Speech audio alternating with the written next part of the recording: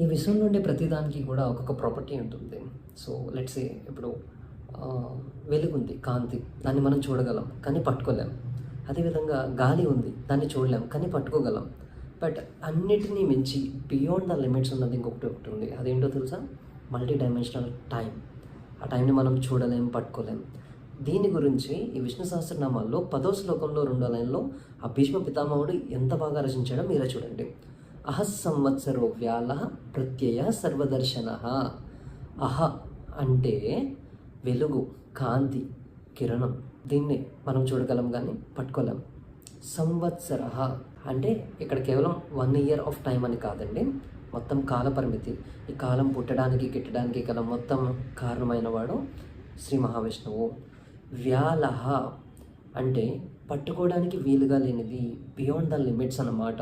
మనం ఎంత ట్రై చేసినా దాన్ని పట్టుకోలేము. అదే ఈ కాలం. ప్రత్యయ అంటే ప్రజ్ఞాశక్తి, మన యొక్క తెలివితేటలు, మన యొక్క ఫెయిత్, మన నాలెడ్జ్, విజ్డమ్, ఇదంతా కూడా ప్రజ్ఞాశక్తి లేకపోతే ప్రత్యయ అని సంబోధించారు. సర్వదర్శన మొత్తం అన్నిటినీ అక్కడే ఉండి ఆ వైకుంఠ నారాయణుడు చూస్తూ వీక్షిస్తూ ఉంటాడు. సో దానికి నిదర్శనంగా ఈ 10వ శ్లోకంలో 2వ లైన్ అనేది రచించబడింది.